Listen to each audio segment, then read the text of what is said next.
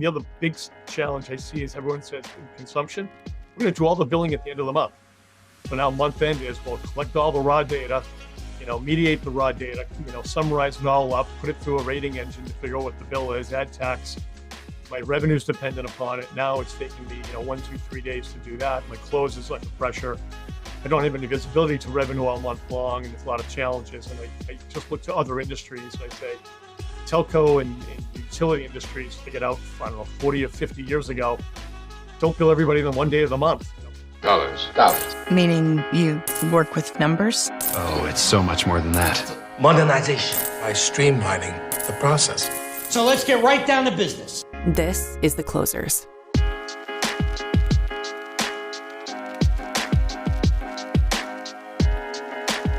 Welcome, everyone. I'm joined by Jeff Johnson, Managing Director in the Consulting Services Practice of Ernst & Young. Jeff, thanks so much for joining me today.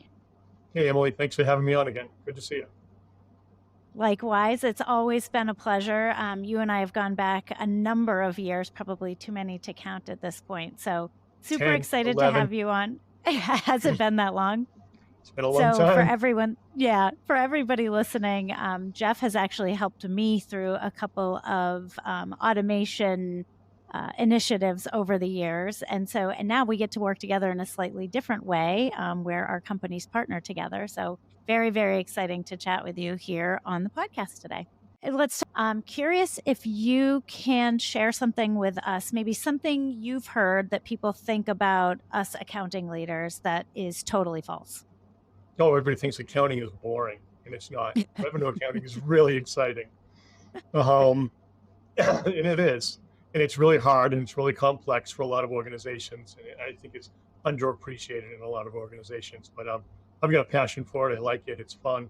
It's really how companies operate. You learn about how they do operate and what differentiates them. And for me, I get to blend accounting with systems together, and it kind of makes it a little bit more interesting. I could not agree more. I think I was about to give up on some of the accounting aspects of my career previously until I came across revenue accounting and all of the possibilities with technology, which has completely changed the trajectory of my career and where I ended up. So before I go to my next question, curious how you ended up with EY in the role that you're in.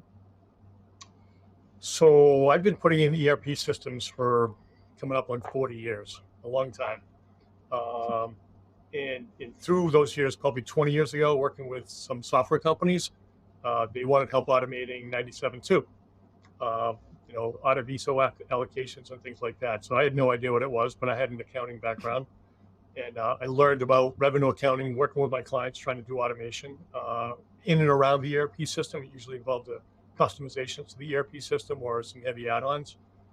And then it just became kind of a specialty just because you do it once and all of a sudden you got to do it again and again. More companies have the same situation. And I met the Leo guys with RevPro in 2011, working with a client down in Atlanta who wanted to automate revenue accounting. Was looking at package software, which wasn't really quite the first ones in the market, but it was still, relatively speaking, early days. And it's kind of stuck with me. Then ASC 606 came out, and all the rules changed, or the rules as I knew them. The principles changed in 2014, and it just kind of turned a lot of things upside down. Made a lot of non-software companies have to adopt things that software companies had generally already adopted. So the market became broader and more demand for the services. And honestly, I enjoy it. It's a tough topic. Not a lot of people really understand it from a operational side.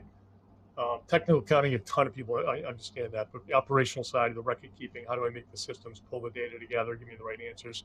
It's a small universe of folks like us that do that. It is a small universe. We're small but mighty. So, yes.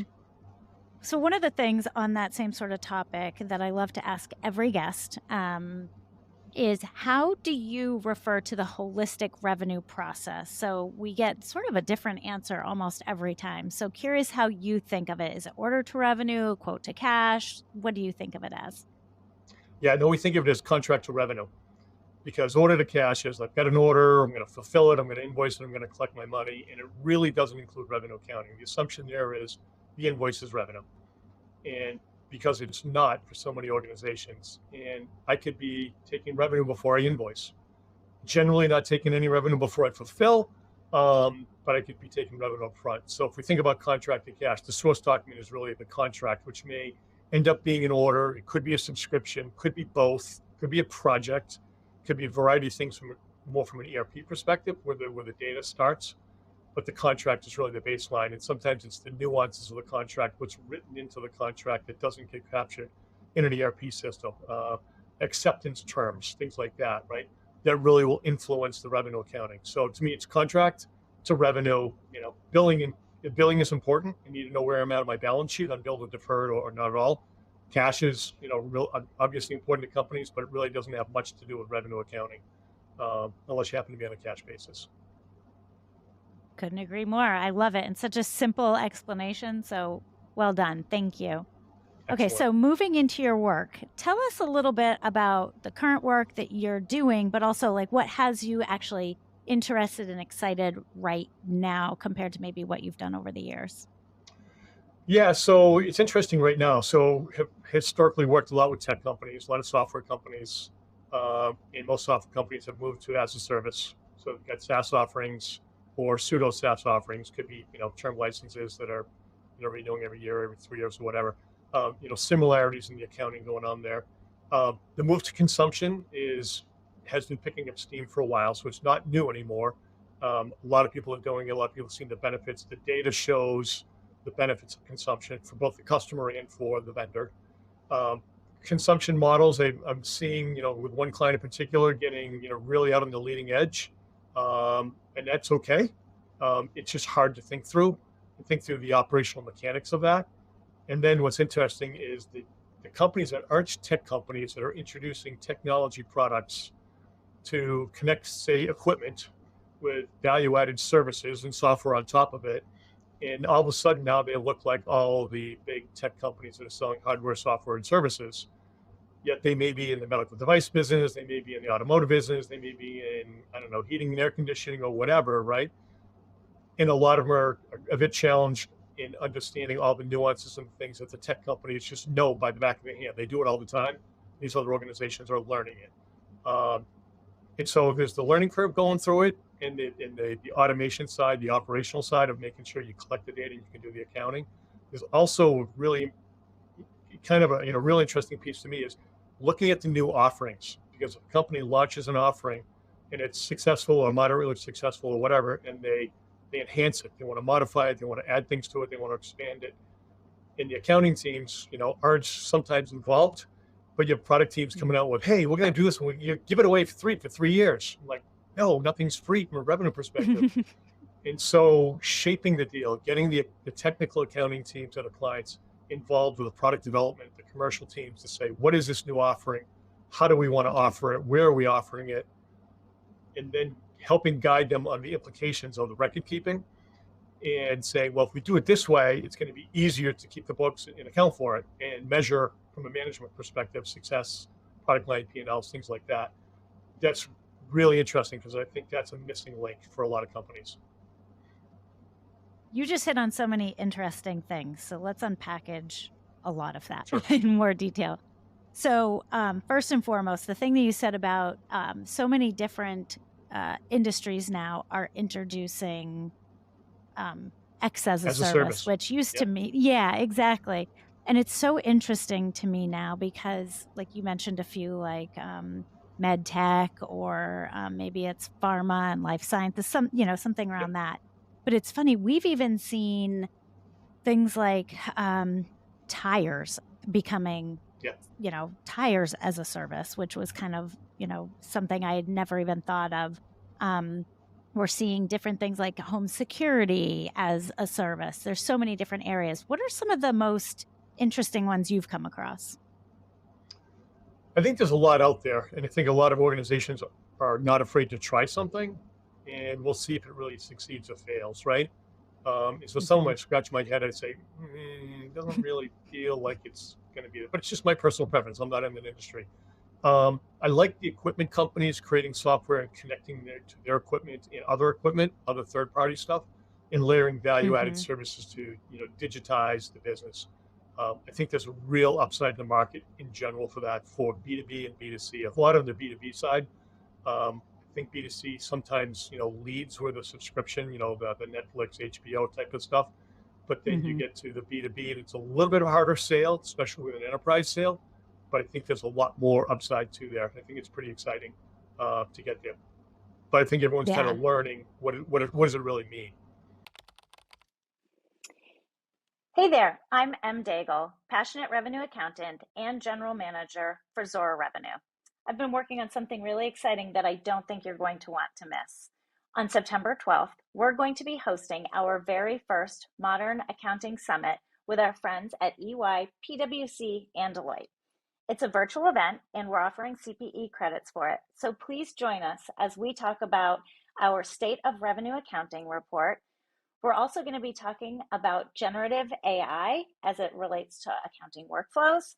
And we're going to have a roundtable discussion with a number of accounting leaders. So again, you're not going to want to miss it.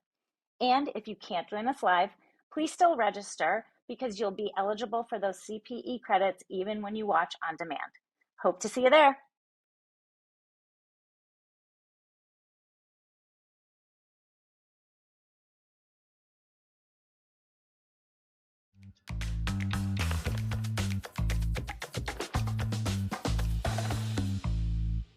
You mentioned also a lot of companies now thinking about consumption-based pricing, which I think has worked its way into just about every conversation I've been having, over the last 6 months or so, maybe even up to a year. Curious from your perspective, one of the things that I see is we're still sort of talking about it, and I see more companies still a little bit, I don't know if timid's the right word, or maybe they don't even really know how they're going to be approaching the process and automation piece of that. Yeah. Curious what you've kind of seen, and if you see companies sort of getting stuck in that theoretical model as opposed to the actual execution phase of consumption based methods, but kind of curious what you kind of think of and what you're seeing in with your clients. Yeah, I think on the execution side, if I think about process automation, I think it's a secondary or tertiary thought. It's down the stream. They're thinking about Hmm. go to market. How do I grow revenue? How do I not cannibalize existing revenue? How do I maybe disintermediate, some middlemen?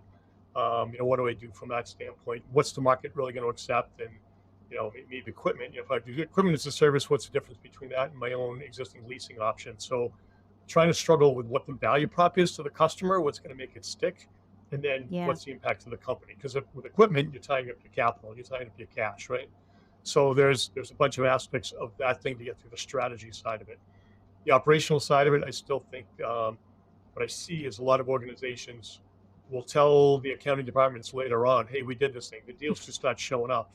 And you assume I can do monthly invoicing out of my ERP system, which I can. But some of them say, well, I got to put an order in every month. So now instead of doing one order, I'm putting in 12 orders a year, right? So being able to manage it as a subscription where I add on consumption on a monthly basis, which is going to vary. Those things aren't really well thought of out of the gate. And I think they deserve a little bit more attention. If you're going to do a tiny little launch and try something, you can make mistakes. But once you hit that scale standpoint, you're really going to have it all thought out. And the other big challenge I see is everyone says in consumption, we're going to do all the billing at the end of the month. So now month end is, well, collect all the raw data, mediate the raw data, summarize it all up, put it through a rating engine to figure out what the bill is, add tax. My revenue's dependent upon it. Now it's taking me, 1, 2, 3 days to do that. My close is under pressure. I don't have any visibility to revenue all month long, and there's a lot of challenges. And I just look to other industries. I say, telco and utility industries figured out, I don't know, 40 or 50 years ago, don't bill everybody on one day of the month. If I sign up today, whatever today is, that's my anniversary every month of billing, and my consumption's based on today, and just keep it. And I get rid of proration. I get rid of a lot of things that make record keeping hard because the systems can handle that now more automated versus force feeding it to, well, there's 31 days this month and 28 the next. And I signed up on February 27th this year, but it's leap year and I get 2 days. I mean, those things need to be thought out ahead of time. To your point, though, it's when you get to the operational piece, it's like another whole world beyond just thinking about how to launch that consumption model in the first place. Do you see companies at all starting with a particular consumption-based model versus others? Like, do you see them starting with, for example, a pay-as-you-go, and then moving into something that includes something more of a commitment, for example? Or is it really sort of different across the board? What are you seeing? No, I think things like commitments are more advanced topics to understand what it is, and then get your sales motion going to sell commitments to a customer, and understand the customer understands the value prop of commitment. I'm going to spend $1 million with you this year on stuff, right? So that's much more mature. I think PayGo is popular as a start, especially if you're selling to small businesses, individuals and small businesses, which feels like a B2C sale. People can put in their credit card, hit the credit card on a monthly basis. You know, the usage, whatever's being metered, may change a little bit, but it's not exotic. But I see quickly, as you get to more medium-sized and large-sized enterprises you're selling to, the customers will see the value of the product or service offering in a different light. They may not like all the components what you offer, but some of them are important. And they'd rather pay based on those more important topics and not pay for the lesser important topics that I may not use at all or I may use just occasionally. And so then you see the consumption model start to evolve, where I negotiated a deal with, my biggest deal ever, and we did all these, concessions on the metrics, and now it's mainstream, and then the next one comes in and it's a little bit different. It's a little bit, how do I scale that? Or once I have so many snowflakes out there, how do I rationalize it down and standardize it more so I can get volume throughput without people having to touch them all and make judgments on all of them? Yeah.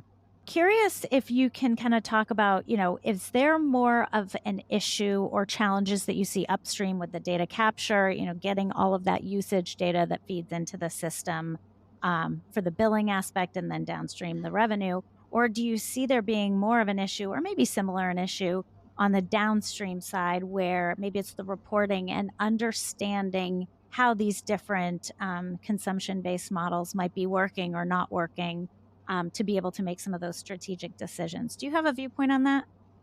There's definitely challenges with the upstream side of capturing the data. And I think holistically, even if I just think about revenue, not all the data I need for revenue accounting is necessarily captured in the upstream system. Go back to my example of acceptance criteria on a contract. It's not a flag, so it's not captured. So I think, seeing the revenue accounting teams get all the information, they're doing rev rec month end, and they're collecting other data and augmenting it to get to their revenue results. I see that a lot, right? They create workbenches, spreadsheets, whatever it happens to be. So I think a lot more data capture upstream can be automated. It's really tracing it back and saying, here's where we first we know about the data, let's capture it and flow it downstream so the accountants don't have to do it month end. That data then becomes available for reporting and metrics and analytics. Until then, I don't have it, so I don't know. So I don't know if my consumption model, or whatever model, is working well until the accountants at month end find all the additional data, put it all in there, and then I kind of rebuild backwards to get what I want. The capture up front, I can measure it all the way across, right? So that's a really key piece. Controls is the other piece that we think a lot about. So especially in consumption data is, okay, how am I measuring whatever I'm measuring, right? What are my controls around it? I'm adding to it or I'm taking away. So you get to service level agreements. You get 20 units a month for whatever you're buying, or you charge for 20, whatever your model is, but I'm not happy. So I'm going to give you 10 credits. Well, am I backing off 10 I've already billed, or I'm adding 10 more to the pool that's available to you? And where's the sign off and approval and tracking of that 10? Because there's a revenue adjustment, possibly, right? Or maybe it's being written off to a reserve. So I want that adjustment to go to the right place on the balance sheet, right? So those controls aren't usually thought of in advance, and they come up later on. You say, oh, what am I doing here? It can't be willy-nilly, right? Then the customer viewpoint is, I want transparency. I want to see what's there. I want itemization so I know and I'm comfortable and I trust you. So when the bill comes, I'm going to pay the bill, right? Or if we're having a dispute or whatever, I see what happened and we can have an intelligent conversation about it. So I think there's customer benefit. I think there's a lot of accounting benefit. And in the analytics, if I do capture it up front, the data is much more, it's available much more quickly for me. It's there all the time. I can be looking at day by day and trending and everything else to say this is working, this is not. And I can get into micro adjustments of my model. I can say next month, the first of the month, I'm going to tweak my model. The first of the quarter, whenever I want to do that, and not wait 6, 9, 12 months and say, hey, that didn't work. We need to do something different. Yeah, I agree there. And, it's something that I think each organization probably goes through a different journey in how they actually reach kind of each of those steps while they're going through defining what it is that they need to capture all the way through what it is they want to measure. Yeah. So the other thing that you mentioned, which is something that I both believe in and also, wildly in violent agreement around trying to include accountants sooner. But you mentioned something around a lot of times, especially with these consumption-based models or introducing any sort of new model or offering, is the time in which the accountants are brought to the table. And so would love to hear your perspective on that. You alluded to it a little bit initially, but curious if you can speak to that a little bit and maybe where you've seen it work or not work based on when those accountants have been brought into the whole overall process. So I get 2 examples where I think it works well, right? One works, I think, exceptionally well. The client's chief accounting officer is a brilliant guy, understands accounting, has a strong enough personality to get engaged with the commercial team and look at the offering and say, this is going to cause us problems. Problems can be just extra work for record keeping, not like errors, but extra work, right? It'll be difficulties doing it. And if we make some changes here, it's going to streamline it, make it a lot easier. Things will go away, right? The problem areas will go away because they've been handled in a way. So I call that shaping the deal, shaping the offering to be operationally efficient as well as commercially viable. So that's a good example where this person gets engaged heavily and helps shape and alter things, right, to make it streamlined.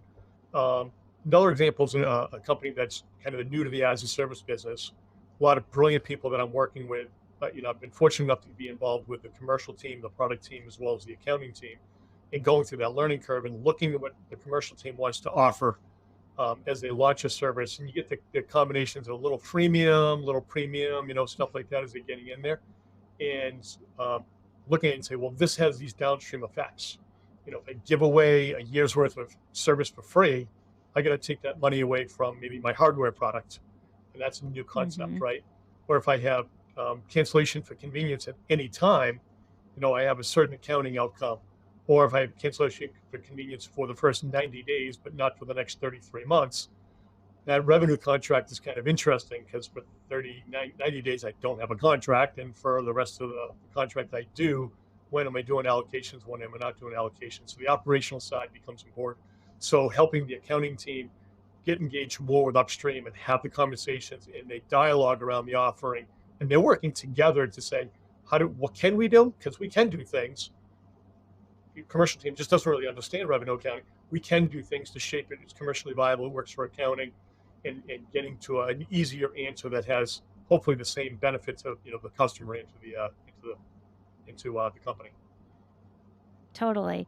Now, do you have any recommendations or advice to our listeners about how they might get invited to the table a little more sooner? We always talk about the need for that, but a lot of our listeners are accounting and finance leaders, as opposed to those folks who we would want to proactively invite us to the table. So any advice you have for those folks in how they might be able to get to the table sooner, if not proactively invited? Don't wait for the invitation. Because a lot of time the other organizations just don't know. They don't know what they don't know. So they would never even think they should invite you to the table to have a conversation. And just asking, saying, hey, I would like to learn more about what we're thinking about coming about, the product future, the product strategy, the channel strategy, distribution strategy, whatever it happens to be, to understand more about the business. And that's really going to be the CFO, CAO probably initiating that conversation because they've got the juice to kind of get in there. and then bringing in, key people in the team to say, pair them all up, let's learn and understand. And then there's education to give, so it's give and take, right? Hey, so these types of offerings that we have result in all of this workforce downstream. And if this was shaped a little bit differently, we could avoid all this stuff that causes us, challenges at month end, makes reporting difficult. A lot of the product teams are looking at product line profitability, product revenue, things like that. And what drives you not just, hey, I booked a deal for $100, but I'm only getting $80 in revenue. Where's my other $20? So it makes it real for them, right? Why is software subsidizing professional services, right? You see that happen a lot due to allocations. So there's education to say, this is what happens with discounting, this is what happens with free things, concessions, giveaway, whatever, right? And now they know more, they're going to say, hey, we're thinking about this. So does this work okay? And, hey, make sure you run it by Emily. Make sure, it's not really necessarily an approval, but they're looking for your input. They're consulting with you. It takes a little bit of time, but you have to ask to get to the table. To be there. I agree. And I've been in situations previously as well where once we were able to sort of get to that point where we really were partners in the business and it wasn't an us versus them kind of conversation, it was amazing how proactively I was brought into the conversation. Yeah. And when they could see and understand that my involvement actually helped to fast track some of the things they were trying to do, I think that's where, like, ongoing, it became easier and easier, and then no longer felt like I had to ask to be there. It was they were proactively coming to me. So I think that's a great piece of advice. I mean, everybody likes the green light. They don't want the deal prevention team, right? But if you can come in and help exactly. green light things faster, that makes sense for the company. Everybody likes that, right? It's just good. Let's go. Let's do more of those. Yeah, absolutely. So let's switch gears a little bit. I know a lot of times your clients are bringing you in to advise on vendor selections and solutions that they might be thinking about. So curious if you can speak a little bit to how you might educate your clients and provide really unbiased information to help them navigate what their tech stack looks like and what they might need based on their current situation. Yeah, so we do a fair amount of that. Generally speaking, the rule of thumb is look to ERP provider first for functionality. So revenue accounting functionality. Most of the ERP providers provide some capabilities in that standpoint, but it's not necessarily the be all end all, right? You see very few, if any, really selling their revenue accounting module as a standalone best of breed solution. In fact, there's none that do that, right? So generally the vendor is trying to provide enough functionality that's going to meet the needs of most of their customers. Most could be 50 to 80%. And so if you're one of those vendors and you say, oh yeah, most of my customers, this is good enough for them. I just need to be able to do a revenue waterfall and deferred revenue reporting and handle maybe a little bit of unbilled. Good enough, right? Go for it. Buy the ERP vendor because it's integrated. It's the same vendor.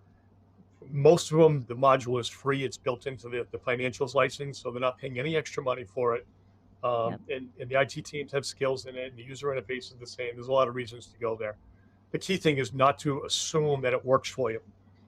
So, hey, XYZ has a revenue module, so let's just put it in.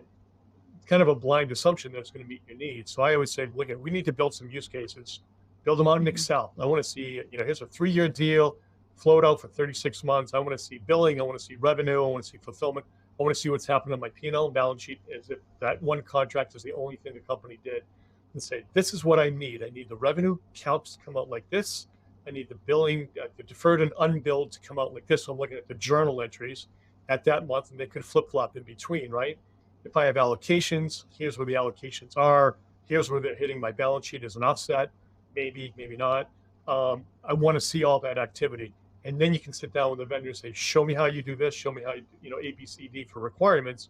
Show me the journal entry output to make sure that subledger is feeding my GL with the data that I need to feed it, and not just giving me something that I have to make adjustments to. Because historically, revenue accounting is, hey, invoicing is revenue, and then I make adjustments.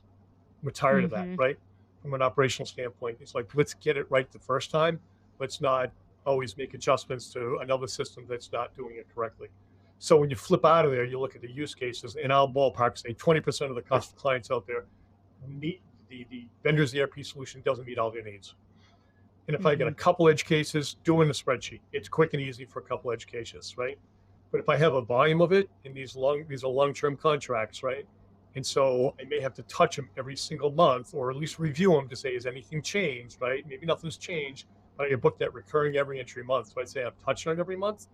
The volume gets bigger and bigger and bigger every deal I book, because nothing's really fallen off the list, right? Until they all come to renewal stage. And then you say, well, I'm not going to be able to scale with this thing. I'm going to have to add a head count. And if I add one head count, maybe that's okay. If I'm adding 2, 3, 4, 5 head count, it's probably the wrong answer.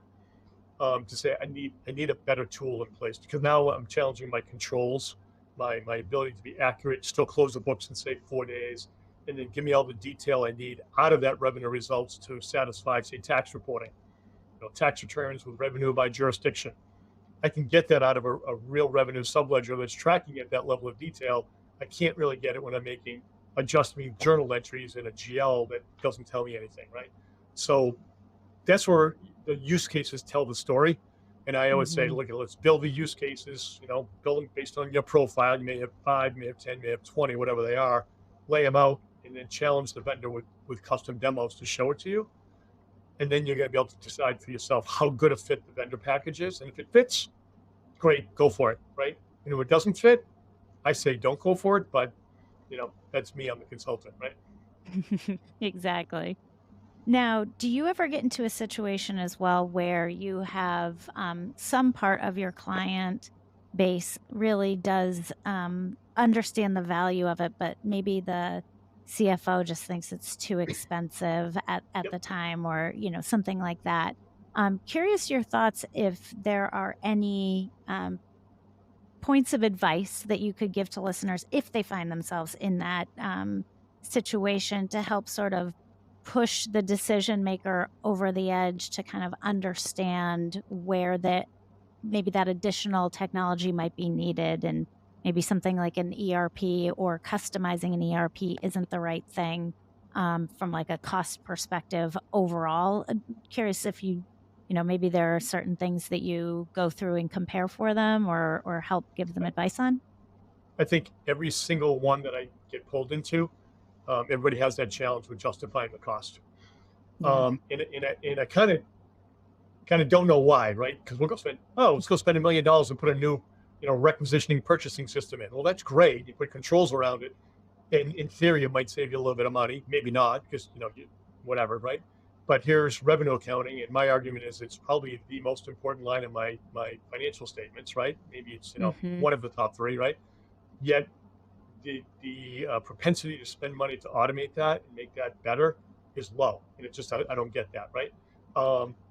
A lot of times it's easy to say, oh my gosh, it's $500,000 or it's $1 million. I'll add 2 headcount to that, or 3 headcount, right? No, do it for 2 or 3 years. Well, that's okay, but those people don't necessarily stay doing that forever.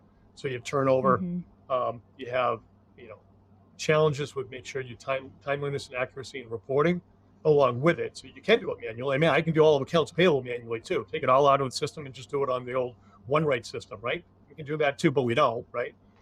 I think the challenge is to collect the facts. I think the vast majority of the CAOs, CFOs, when you present them with the facts, you have enough sufficient detail, they would look at it and say, okay, it makes sense to spend some money and automate this.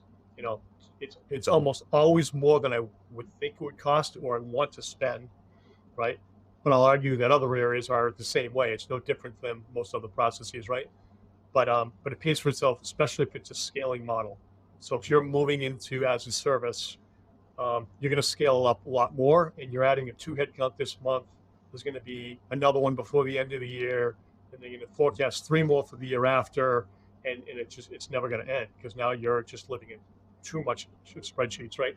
So the facts are, what's my volume, what's my frequency, how many hours do we spend on all these contracts every month? And if I divided that by 8 hours a day, how many days should it take me to close month end? I know accountants all work 14 hours a day. If it's a holiday weekend, we'll work on the weekend. It's kind of like it imposes a lot on the personal life from that standpoint. I think that contributes to turnover. And I think the automation, the spend there would reduce that as well. It's a factor to go into the business case that says, a little less reliant on just pure human labor to bulldog our way through month end every month, and then have the data available for all these other purposes.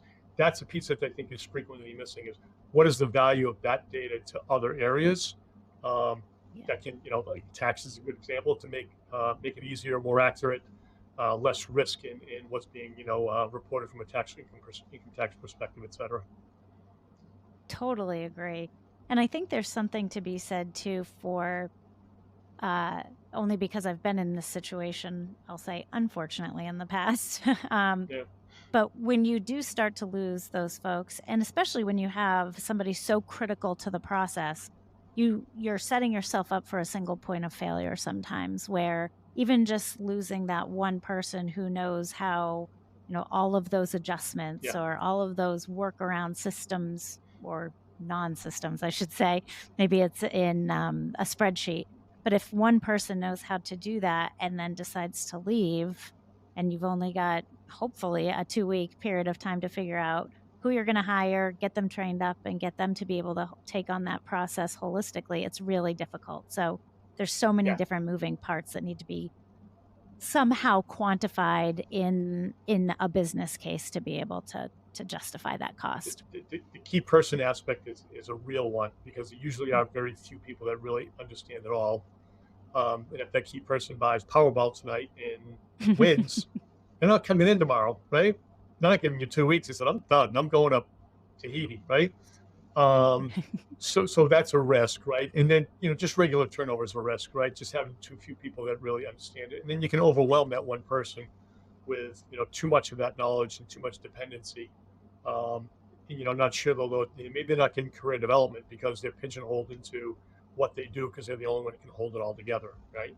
The 5 million row spreadsheet with 390 columns that, requires a whole bunch of work on it every month, and that person leaves for whatever reason because they weren't getting promoted, they weren't getting career development.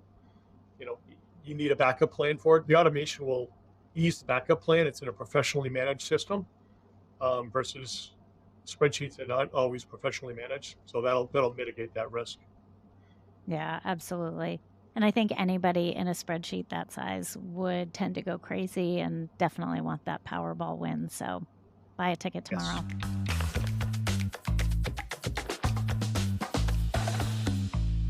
All right, last question. What misconceptions do you see that your clients have most consistently, whether it's about technology or processes? What might that be? I think a lot of people generally think some of the complexity of revenue accounting is a process problem, and I can change the process. I look at it as more of a data and a math problem, where if I have the data available and I can apply formulas to it, that those formulas are really my conventions. But these types of deals, I follow this convention, which conforms with my policy. And the more I can get into that funnel, the more I automate it. And I'll have some people say, well, if we just change the process. I said, okay, we're going to change the process. We're not going to sell these offerings anymore. No, we can't do that. Well, then you can't change. It's not a process problem. I sell a deal, I close a deal, I book the deal, I fulfill it, I invoice it, I collect the money, I do revenue accounting. Those are the processes, right? So it's not a process issue, it's a data issue. Is the data available to the accountant in a reasonable time frame? Is it accurate? Is it consistent so my results are right? You've heard my analogy on payroll. Hey, I run payroll. If I put my time card in wrong, I get a paycheck. Is the paycheck wrong? That's not what I expect. But the paycheck calculated right, but I put my time in wrong. So it's wrong, right? It means how do you fix it? I don't go edit my check. I got to back it out and redo another time card, right? So there's a lot of work to do that. Could not agree more. Very well said. Jeff, thank you so much for joining me today. It's been a pleasure chatting, as always, with you, and hope to have you back again soon. This podcast is brought to you by Zora Revenue. Automate revenue recognition for any business model, enabling your teams to reconcile and report on revenue in real time. Listeners, my DMs are always open to you. Please feel free to reach out to me on LinkedIn at mdaigle, that's EMDAIGLE, and follow me for insights that help accounting leaders grow in their career, modernize their teams, and ultimately become more influential partners in business. Thanks for tuning in, and we'll see you next time.